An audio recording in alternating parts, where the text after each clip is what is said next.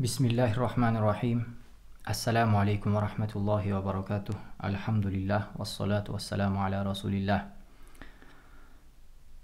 Al-Ajurumiyya kitebinin şarhını okunu ulantабыз. Өткөн сабагыбызда каламдын шарттарын өттүк. Туганда эгер сиздерге айтсам коламул муаллими десем, мугалимдин калеми десем, мудоф илейхиден турат. Эки сөз. Калам болобу, болбойбу? Туурасы калам болбойт. Себеби бул муфит эмес, түшүнүктүү эмес. Мугалимдин калеми эмне болду? Сыныкпы, бүтүнбү, арзанбы, кымбатпы, көкпү, жашылбы эмне? Коламул муаллими максурун. Сынык десем, эми калам болду. Жана дагы айтсам, иза дахалал муаллиму соффа. Эгер мугалим класска кирсе, 4 сөздөн турат. Иза биринчи сөз, дахала экинчи сөз, аль-муаллиму үчүнчү сөз, ас-соффа төртүнчү сөз. Мына ушул 4 сөздөн турган сүйлөм наху алымдарында калам деп аталабы? Жок, калам деп аталбайт, себеби бул муфид эмес, түшүнүктүү эмес. Сүйлөм бүтө элек, эгер мугалим класска кирсе эмне болот? Сүйлөм бүтө элек. Сакатат туллабу деп кошсом, окуучулар тынчтанышат десем, эми калам болду. Демек сөзсүз муфид түшүнүктүү болуш керек туугандар, түшүнүксүз. Көп сөздөрдөн куралып деле бирок түшүнүксүз болсо ал калам болбойт. Бүгүнкү сабак ажзаул калами ва ма ятааллафу минху. Каламдын бөлүкчөлөрү жана андан калам куралган нерсе. Бүгүн калам эмнеден куралат? Сөздөн куралат. Мына ошол сөздүн түрлөрү жөнүндө сабак кылабыз. Сөздүн түрлөрү, сөздөр канча түргө бөлүнөт араб тилинде? Ошол жөнүндө сабак болот. Qalal musannifu wa aqsamuhu thalathatun ismun wa fi'lun wa harfun ja'a li ma'nan. Автор рахимахуллах айтты, жана анын бөлүкчөлөрү үчөө. Исм, фейл жана мани үчүн келген харф. Анын бөлүкчөлөрү деп айтканда туугандар берде ху деген, анын дегенде ху домири бул каламга кайтат. Каламга. Себеби мындан алдыңкы сүйлөмдө калам жөнүндө сөз болгон турабы? Жана каламдын бөлүкчөлөрү деп атат автор. Демек, баланча калам, түкүнчө калам деген каламдын түрлөрү бар экен десек болобу? Жок туугандар. Автордун бул сөзүндөгү максаты, эгер каламды чачыратып жиберсек, андагы сөздөр кандай бөлүккө бөлүнүшү мүмкүн деген мани. Бул сөзүндөгү максат. Валлаху а'лам. Демек араб тилиндеги кандай гана сөз болбосун туугандар, кулагыбыз уккан, көзүбүз көргөн кандай сөз болбосун, ал же исм болот, же фейл болот, же харф болот. Жа али ма'нан деп белгилеп айтты. Бардык эле харф эмес, мани үчүн келген харф деп атат. Мисалы лам, каф, ба, син жана башка кээ бир тамгалар мани үчүн келет. Кээ бир тамгалар мани үчүн келбейт. Мисалы жим, ха, хо, булар маниси жок. Буларды жөн гана сөз кураштырыш үчүн колдонобуз, болду ошомой деген кызматы бүтөт. Жа али ма'нан деген мани үчүн келген харф болуш керек. Мисалы каф харфы окшоштук үчүн колдонулат, окшоштуруш үчүн. Зайдун кал асади. Зайд арстан сыяктуу деген мани. Мына ошондой маниси бар харфтар болуш керек. Валлаху а'лам. الشرح بيّن المصنف رحمه الله أن الألفاظ التي تستخدمها العرب في كلامها لا تخرج عن واحد من 3 أشياء الاسم أو الفعل أو الحرف. Автор рахимахуллах бизге баяндап түшүндүрүп жатат дейт. Арабтар өз сүйлөмдөрүндө колдонгон сөздөр мына ушул 3 түрдөн чыкпайт экенин бизге айтып жатат дейт. Же ал сөздөр исм түрүнө кирет, же фейл болот, же харф болот дейт.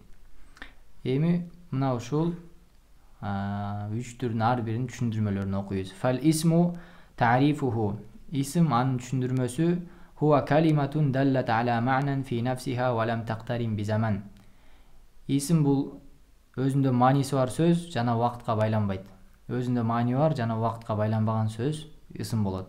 Мисалуху зайдун, зайд, фаросун, жылкы, ва усфурун, таранчы, ва захротун, гүл, ва байтун, үй, ва закаун, акылдуулук.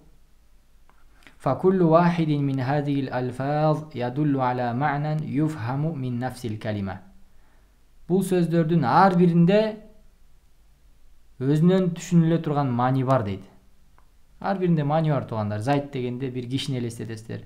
Фарос дегенде элесибизге жылкы келет. Мына ушундай маанилери бар. وهذا المعنى قد يكون لشيء محسوس. Мына ошол маани кээде сезиле турган нерсе болушу мүмкүн. Лишайин махсус, сезиле турган нерсе. Сезүү органдары бешөө туугандар. Көз менен көрөбүз, кулак менен угабыз, кол менен кармайбыз, мурун менен жыттайбыз, тил менен даамдайбыз. Мына ушул 5 нерсе менен сезиле турган нерсе болушу мүмкүн дейт. Би ан якуна зата инсанин казайдин ау хайванин кафарос ау тойрин каусфурин ау набатин казахратин ау жамадин кабайт. Мисалы инсан болушу мүмкүн дейт, зайд сыяктуу, же айбанат болушу мүмкүн, жылкы сыяктуу, же канаттуу болушу мүмкүн, таранчы сыяктуу, же өсүмдүк болушу мүмкүн, гүл сыяктуу, же жансыз, өспөй турган катуу нерселер болушу мүмкүн, кыймылсыз, же кыймылсыз нерселер болушу мүмкүн, жансыз, өспөй турган кыймылсыз нерселер жамаат болот, үй сыяктуу. أو يكون لشيء معنوي غير محسوس يدرك بالعقل كالذكاء. же маанилүү нерсе болушу мүмкүн, сезилбей турган, акыл менен туюла турган нерсе болушу мүмкүн дейт. Каззака мисалы зиректүүлүк, акылдуулук, ва шараф барктуулук, вал илм билим. Бул сөздөр кол менен кармалбайт, көзгө көрүнбөйт, бирок акылыбыз менен туюп турабыз, туурабы? فكل كلمة دلت على ذات أو معنى ولم تقترن بزمن فهي اسم. Ар бир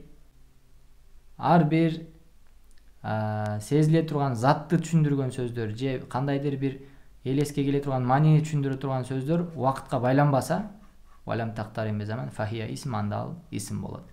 والفعل تعريفه. Ал эми фейл дейт. Анын түшүндүрмөсү huwa kalimatun dallat ala ma'nan fi nafsiha wa iqtaranat bi zaman. Бул жерде туугандар исм менен фейл мына бул түшүндүрмөдө эко шериктеш. Huwa kalimatun dallat ala ma'nan fi nafsiha. Өзүндө маани бар. Исмдин да өзүндө маани бар, фейлдин да өзүндө маани бар. Исмдан ажыраган жери wa iqtaranat bi zaman. Жана убакытка байланат. Ал эми исм убакытка байланбайт. Мисалуху кома якуму кум. Кома якуму кум. Турду, туруп жатат, же турат, кум деген тур. Убакыт дегенде туугандар заман 3 түрлүү болот. Өткөн чак, учур чак, же келер чак. Мади өткөн чак, мудори учур чак, келер чак экөөнү камтыйт. Амыр болсо келер чакка келет. فكل واحد من هذه الألفاظ يدل على معنى في نفسه وهو الحدث. Ушул сөздөрдүн ар биринин өзүндө маани бар. Ал туруу деген маани дейт. Ва хуа муктарин би заман. Ал убакыт менен да байланган. Факома тадуллу аля худусил кыям фи заманин мадин. Кома деген сөз туруу өткөн чакта аткарылганын түшүндүрөт дейт. Туруу деген маани өткөн чакты кошсок эмне болот? Турду болот. Кома деген турду дейт. Ва ويقوم تدل على حدوث القيام في زمن حاضر أو المستقبل أو مستقبل. Ал эми якуму деген сөз бул туруунун учур чакта же келер чакта аткарыла турганын түшүндүрөт. Туруу деген маани учур чакты кошсок эмне болот? Туруп жатат болот. Туруу деген маани келер чакты кошсок турат болот. Ва кум. Ал эми кум деген сөз фейл амр تدل على طلب القيام في زمن المستقبل. Ал эми кум деген сөз туруунун келер чакта талап кылынуусун түшүндүрөт дейт. Туруу деген маанинин келер чакта талап кылынуусун түшүндүрөт. فكل كلمة دلت على حدث في زمن فهي فعل. Ар бир сөздүн өзүндө маани болсо, туруу сыяктуу мисалы. Жана ал убакытка байланса, турду, туруп жатат, турат деген убакыттарга байланган болсо ал фейл болот. فالفعل ينقسم إلى 3 أقسام. Фейл 3-кө бөлүнөт, 3 бөлүккө бөлүнөт. Өткөн чак, мадин өткөн чак, мудори учур чак же келер чак экөөнү камтыйт. Амр буйрук. Фейл 3-кө бөлүнөт туугандар. Мадин ва мудори ва амр болуп. Мади деген эмне? Madin huwa wa huwa ma dalla ala hadathin waqa'a fi zamanil madi. Өткөн чакта аткарылган нерсени түшүндүрөт. Мади деген өткөн чакта аткарылган маанини түшүндүрөт. Мисалы, катаба жазды, биз сүйлөгөнгө чейин жазылган нерсе. Сафаро сапар кылды, биз сүйлөгөнгө чейин сапар кылынды. Ва солла намаз окуду, өткөн чак бардыгы, мади. Ва мудори ва хува ма ядуллу ala hadathin yaqa'u fi zamanil hadiri aw al mustaqbal. Ал эми мудори болсо учур чакта же келер чакта аткарылган маанини түшүндүрөт. Мисалы, яктубу азыр жазып жатат же келер чакта жазат. Юсафиру сапар кылып жатат же сапар кылат. Юсолли намаз окуп жатат же намаз окуйт. Мудори деген экен учур чак же келер чак. Ва амрин ва хува ма ядуллу ala hadathin yutlабу хусулуху fi zamanil mustaqbal. Амр деген бул келер чакта аткарылуусу талап кылынган нерсе. Келер чакта аткарылуусу талап кылынган нерсе. Мислу уктуб жаз, сафир сапар кыл, солли намаз оку. Фейл амырлардын бардыгы келер чак болот туугандар. Себеби буну айткандан соң андан адам жазат. Сапар кыл деген соң сапар кылат. Вал харфу сөздөрдүн үчүнчү бөлүгү харф түрү.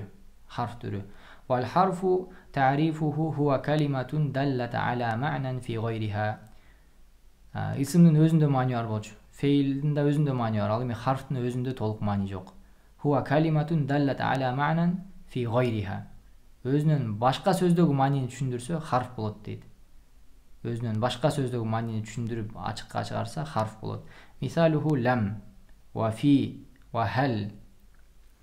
فكل واحد من هذه الألفاظ حرف. Бул сөздөрдүн ар бири харф. يدل على معنى. Кандайдыр бир маанини түшүндүрөт, толук эмес маани бирок. وهذا المعنى يظهر في غيره فقط. Кандайдыр бир маанини түшүндүрөт, ал маани өзүндө ачыкка чыкпайт. Өзүнүн башка сөздө гана ачыкка чыгат дейт. فمثلا мисалы лам ма'наха нафию. Лам деген сөздүн харфтын нафи мааниси бар. Жокко чыгаруу, тануу мааниси бар.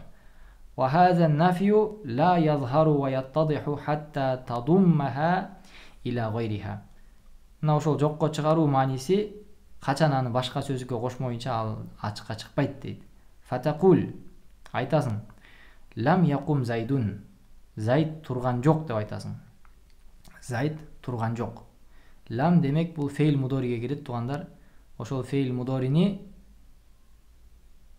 өткөн чак кылат, жана дагы жокко чыгарат.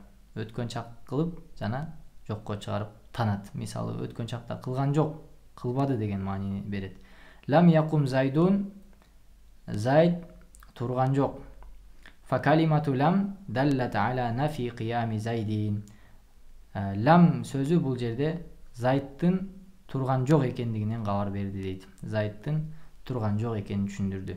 Фа куллу калиматин dallat ala ma'nan fi ghayriha fahiya harf. Демек, ар бир сөз өзүнүн башка сөздөгү маанини түшүндүрсө, ал харф болот дейт. Ал харф болот. Туугандар, бүгүнкү сабагыбыздын натыйжасын мындай кылып жазып алсаңыздар болот. Араб тилинде аль-калимату деген сөз. Аль-калимату сөз. Араб тилинде сөз үч түрлүү болот. Сөз үч түрлүү болот. Исим деген азыр биз айткан түшүндүрмө жана анын мисалдары. Экинчи түрү феил, биз айткан түшүндүрмө. Феил үчкө бөлүнөт: өткөн чак, учур чак, буйрук. Ар биринин түшүндүрмөсү жана мисалдары түйүндө, мисалдары. Үчүнчү түрү, сөздүн үчүнчү түрү харф. Харф деген бул өзүндө мааниси жок, Өзүндө маани бар, бирок ал башка сөздө ачыкка чыгат ал маани. Мисалы, мин, лам, хал жана башка харфтар. Мына ушундай кылып жазып алсаңыздар болот туугандар. Азыр болсо ушул жерден токтойбуз. Кийинки сабакта Ушул 3 бөлүктүн ар биринин белгилери бар, бири-биринен ажыратып тааный турган. Ошо белгилерин өтөбүз иншалла. Валлаху а'лам. Ва саллаллаху ва саллама аля набийина Мухаммадин ва аля алихи ва асхабихи ажмаин.